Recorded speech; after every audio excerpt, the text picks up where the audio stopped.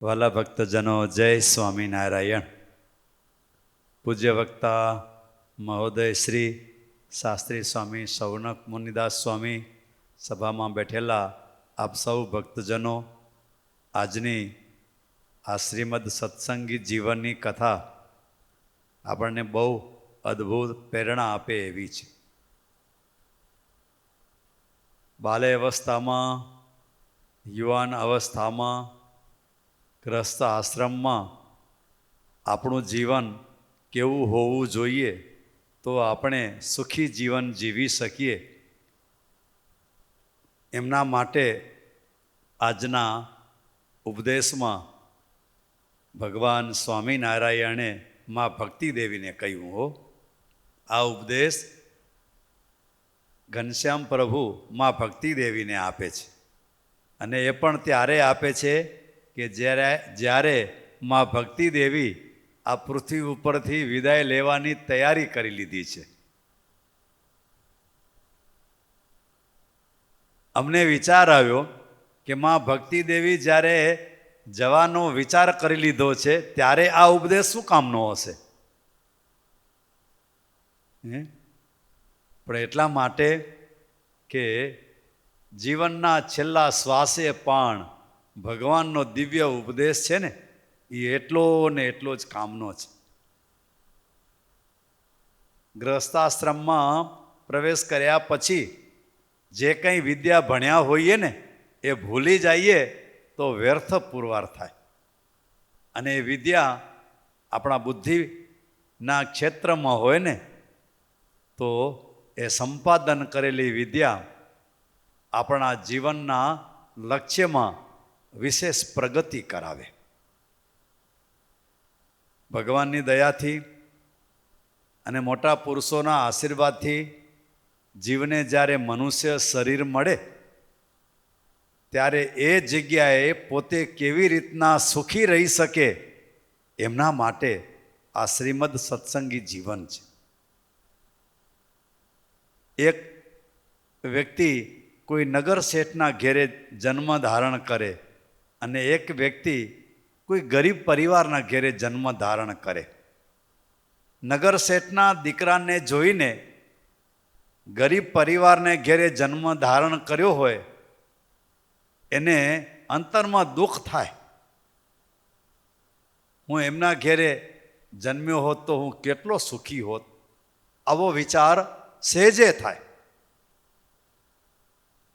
પણ જે જગ્યાએ જન્મ મળ્યો હોય એ જગ્યાએ આવા શાસ્ત્રોનું સ્વાધ્યાય જીવનમાં હોય, ભગવાનના પવિત્ર સંતોનું સાનિધ્ય હોય તો જે કોઈ પરિવારમાં જન્મ ધારણ કર્યો હોય ને ત્યાંથી પણ એ નગર શેઠના દીકરાને જેવા સુખ અને વૈભવો જેવા હોય ને એવા પ્રાપ્ત થઈ શકે છે. વર્ણથી, આશ્રમથી, રૂપથી કદાચ દુનિયા આપણને નાના મોટા કહેતા હશે. તમે કોઈ રૂપ સૌંદર્ય સંપન્ન હો અને અમે રૂપથી અરૂપ હોઈએ તો બધા અમને જોઈને દુઃખી થાય. અપશબ્દો કદાચ અમને કહે, તમને જોઈને તમારી પ્રશંસા કરે, રાજી થાય. એના કરતાં પણ અંતરમાં આટલી સમજણ હોય ને કે મને ઈશ્વરે, પરમાત્માએ જ્યાં મૂક્યો છે ને ત્યાં હું પરમાત્માનું બળ રાખી, મારા ભગવાન સ્વામિનારાયણ એનું ભજન રાખી અને હું મહેનત કરીશ. અને જે પ્રકૃતિના સાનિધ્યમાં મને રાખ્યો છે, પૂજ્ય વક્તાશ્રીએ બહુ સરસ કીધું ક્યારે જમવાનું. આપણે જોઈએ છીએ પક્ષીઓ છે, સાંજ પડે એટલે પોતાના માળે પહોંચી જાય, સવાર પડે સૂર્યોદય થાય એટલે પછી આહાર કરવાના શોધમાં એ લાગી જાય. કેવો પાઠ પ્રકૃતિથી આપણને મળે છે, પણ આપણે શીખીએ નહીં તો ક્યારે પણ આપણા જીવનમાં આપણે ઉત્કર્ષ કરી શકીએ નહીં, ક્યારે ન કરી શકીએ. ભગવાને આ પૃથ્વીમાં આપણને મોકલ્યા છે ને, ત્યારે ભગવાન પાસે એ પ્રાર્થના એટલા માટે કરીએ, સ્વાધ્યાય, સત્શાસ્ત્રનું ચિંતન, ભગવાનનું ભજન એટલા માટે કરીએ કે જેને કારણે ભગવાને મારી સંગાથે જે વ્યવહાર રાખ્યો છે ને એ દરેકને હું સમજી શકું. અને જો ભગવાનનું ભજન ન હોય, શાસ્ત્રનું વાંચન અને ચિંતન ન હોય ને, તો મારે આંગણે બાંધેલી ગાય એમાંથી પણ મને બોધ મળતો નથી. એમાંથી પણ મને બોધ મળતો નથી. અરે મારા ઘરમાં મારા મા ને બાપ હોય એમાંથી પણ મને બોધ મળતો નથી. મારામાં જો ભજન હશે ને તો મને માર્ગમાં ચાલતા પગમાં કાંટો લાગ્યો એનેથી પણ મને બોધ મળી શકે છે. આ મને કાંટો વાગ્યો ને એનું કારણ એ કે અહીંયા આ બાજુમાં જ આ જંગલી બાવળિયો ઊભો છે. આ બાવળિયાને અને આ બાવળિયાનું તો કાસ્ટે કામ આવે એમ નથી. અને આ મને કાંટો વાગ્યો છે ને કાલે મારા ભાઈને પણ વાગશે, મારા માને બાપને પણ વાગશે, અહીંથી પસાર થતા બીજા લોકોને પણ લાગશે. એના કરતાં એક જ કામ કરું, ઘરેથી મારા વાડીએથી કોદાળી, પાવડો, પાવડી જે કાંઈ હોય ને કોવાડો એ લઈ આવું.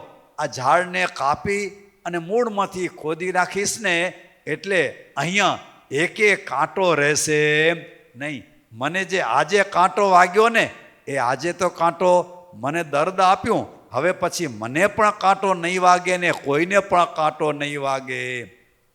એક પગમાં કાંટો લાગે એનેથી પણ મને બોધ મળી જાય છે. પણ બોધ ક્યારે મળે? સત્શાસ્ત્રનું ચિંતન હોય, સદગુરુનો સમાગમ હોય. નહીં તો કાંટો વાગે એટલે તરત આપણે ગાળ બોલીએ અને પગ ઘસી નાખીએ અને આપણે ત્યાંય કાંઈ કરીએ નહીં. 3 દિવસ થાય ને ફરી ત્યાંથી જઈએ, ફરી એ જ જગ્યાએ બીજા પગમાં કાંટો લાગે, વળી આપણે ગાળ દઈએ. પણ આપણે ઉપાય ન મળે કે મને કાંટો લાગે છે શું કામ? અને જ્યારે ભગવાનનું ભજન હોય, સદગુરુનો યોગ હોય, ત્યારે મને તરત એ કાંટો લાગે ને એમાંથી પણ મને બોધ મળી જાય. મારા મા ને બાપ, હું નાનકડો યુવાન દીકરો હું. આ સંજય જેટલો દીકરો હોય, મનજી બાપાનો ને મનજી લાલજી, લાલજી મુરજી, મુરજી માધવજી, અને અમારા સંજયને ખબર જ નહીં કે માધવજી બાપાના અમે પરિવાર છીએ. અને કરશન બાપાને અને મુરજી બાપાને અમે બરાબર જોયેલા.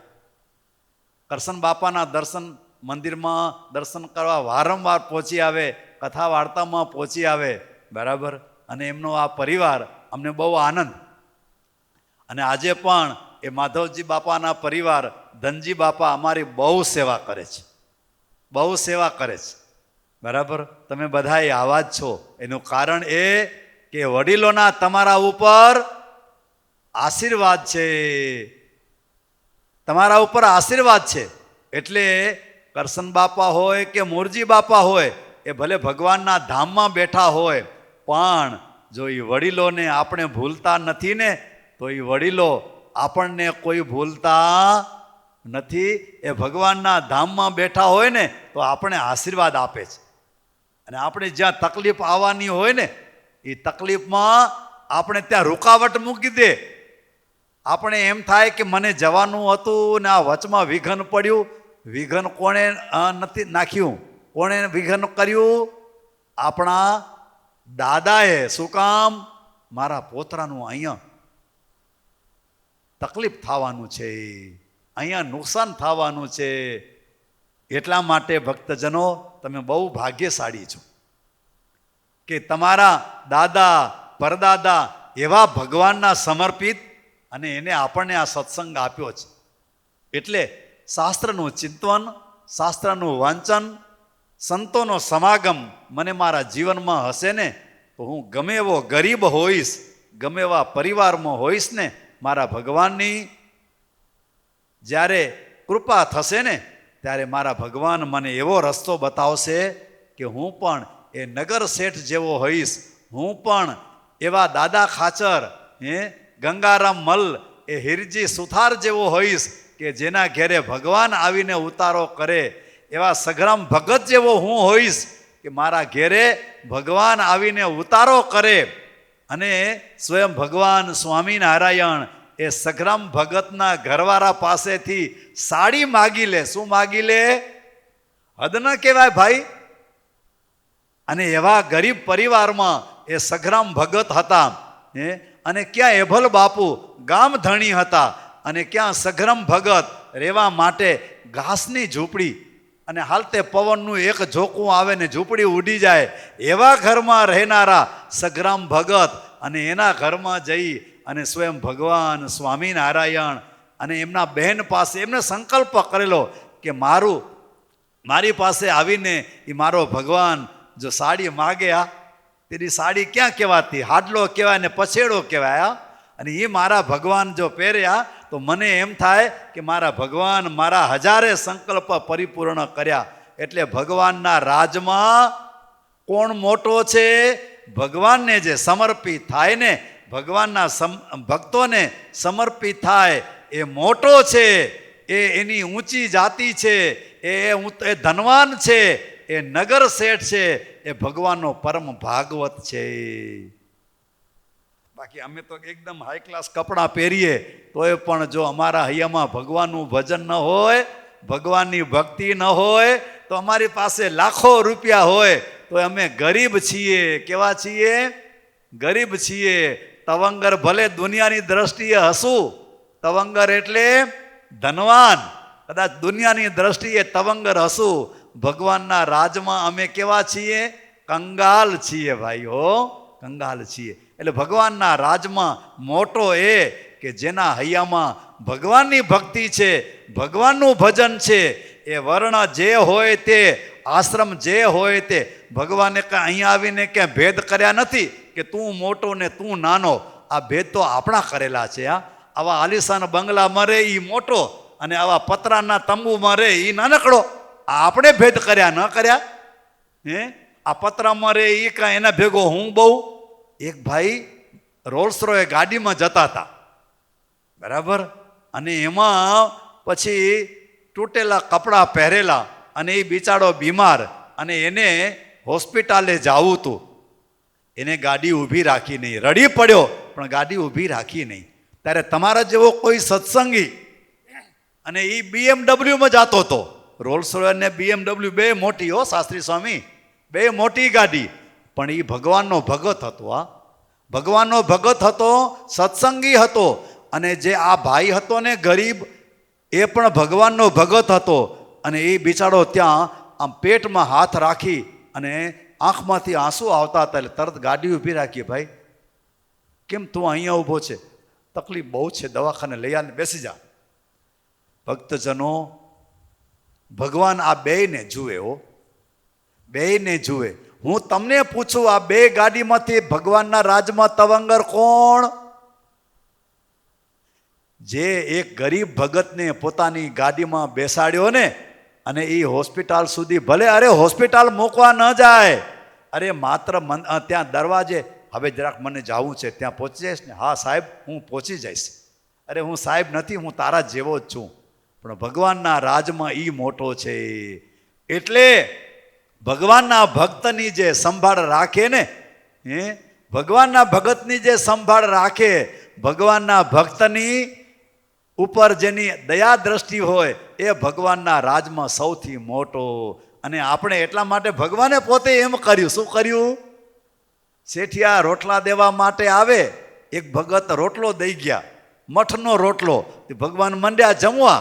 તો કોક પછી અમારા જેવા સુખિયા હશે, અમે સુખિયા છે, કપડામાં દાગોય નથી, તે અમારા જેવા શેઠ કોઈક મઠાધીશ હશે, એમને એમ થયું કે આ સ્વામિનારાયણ બાપાને મઠના રોટલા ખપે છે. એટલે અમે સેવકને કર્યો આદેશ, મઠના રોટલા બનાવો, આપણે સ્વામિનારાયણ બાપાને દેવા જવાના છે. સ્વામિનારાયણ બાપાએ શું કીધું ખબર છે? આ તારા રોટલા અમને ભાવે નહીં, એ તું અને તારા ચેલાઓ જઈને રોટલા ખાઓ, અમે આવા રોટલા ખાતા નથી. 2 દિવસ પહેલા કોરો મઠનો રોટલો હરખાતે હૈયે જમ્યા, ત્યારે એવા ભાવી ગયા જાણે 5 દિવસના ભૂખ્યા હોય. અને મઠનો રોટલો પ્રેમથી હરખાતે હૈયે જેમ ખવાય ને, એવા ભાવથી એ સ્વામિનારાયણ ભગવાન જમ્યા અને એ મઠાધીશ દેવા આવ્યો ને તોય પણ એના રોટલા ભાવ્યા નહીં. કદાચ એ લાડુ ને જલેબી ને કદાચ ગુલાબ જાંબુ દેવા આવ્યા હોત ને તોય પણ એને ભાવત નહીં. શું કામ? એ સ્વાદના રસિયા ભગવાન નથી, સ્વાદના રસિયા તો હું ને તમે છીએ. ભગવાન શેના રસિયા છે? ભક્તિના, ભજનના, પ્રેમના, હેતના, એના રસિયા ભગવાન છે. અને આપણે એવો દાખલો કરવાનો, અને આજની કથાનું એ જ રહસ્ય હતું કે આપણે ભગવાનના થઈએ, ભગવાનના ભગતના થઈએ, ભગવાનના પવિત્ર સાધુના થઈએ તો આપણે જે જગ્યાએ હશું ને એ જગ્યાએ આપણે તવંગર છીએ. અને ત્યારે ભગવાન સ્વામિનારાયણ, માં ભક્તિ દેવી, માં પ્રેમવતીના કૃપાના આશીર્વાદના આપણે પાત્ર બનશું. સ્વામિનારાયણ ભગવાન કી જય.